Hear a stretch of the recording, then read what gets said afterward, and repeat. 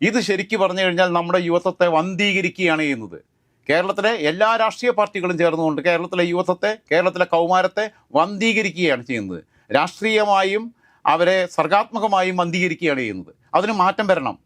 ഇതിനിപ്പോൾ ഈ അടിക്ക് തിരിച്ചടി ഉണ്ടാവില്ലേ? അടുത്ത ദിവസം ക്യാമ്പസുകളിൽ പ്രകടനങ്ങൾ നടക്കും. SFIക്കാർ KSCക്കാരെ കയറി മേയും. KSന് ആധിപത്യമുള്ളിടത്ത് ഒരു SFIക്കാരെ അടിക്കും. അങ്ങനെ നമ്മുടെ ഒരു തലമുറ തമ്മിൽ തല്ലിച്ചാകുകയാണ്. ഇതുകൊണ്ട് എന്ത് പോസിറ്റീവായിട്ടുള്ള പൊളിറ്റിക്സാണ് ഇത് മുന്നോട്ട് വെക്കുന്നത്? അതുകൊണ്ട് തന്നെ സത്യം പറഞ്ഞു കഴിഞ്ഞാൽ ക്യാമ്പസ് പൊളിറ്റിക്സിന് കൺട്രോൾ വേണം. ക്യാമ്പസിലെ വിദ്യാർത്ഥികൾ ക്യാമ്പസ് ഉള്ള ദിവസങ്ങളിൽ അവർ പുറത്തെ സമരത്തിന് പോകാൻ പാടില്ല. അവർക്ക് സമരം നടത്തണമെങ്കിൽ അവർക്ക് പ്രതീകാത്മകമായിട്ട് അവിടെ സമരം നടത്താം. ഇന്നിപ്പോൾ വെർച്വൽ സമരങ്ങൾ നടത്താൻ പറ്റുന്ന കാലമല്ലേ? ഇവർക്ക് പിന്നെ ഒരു പ്രതിഷേധം ഉണ്ടെങ്കിൽ ഒരു ക്യാമ്പയിൻ നടത്തിക്കൂടെ? സോഷ്യൽ മീഡിയയിൽ ക്യാമ്പയിൻ നടത്തിക്കൂടെ? #ഇട്ടിട്ട്. പണ്ട് ഇതൊന്നും ഇല്ലല്ലോ, മൊബൈൽ ഫോണൊന്നും ഇല്ലാത്ത കാലത്തല്ലേ. ഇപ്പം അങ്ങനെയല്ലോ, ഈ സംവിധാനങ്ങളൊക്കെ ഉണ്ടല്ലോ. എത്രയോ വലിയ ക്യാമ്പയിനുകൾ നടത്താം. സർക്കാരിനെതിരെ ക്യാമ്പയിൻ നടത്താം, സർക്കാരിനെ അനുകൂലിച്ച് ക്യാമ്പയിൻ നടത്താം. അല്ലാതെ കല്ലെറിയാനും മന്ത്രിനെ തടയാനും പോകേണ്ട ആവശ്യമൊന്നുമില്ല. വെർച്വൽ സമരങ്ങൾ നടത്താൻ പറ്റും, വെർച്വൽ ഘെരാവുകൾ നടത്താൻ പറ്റും.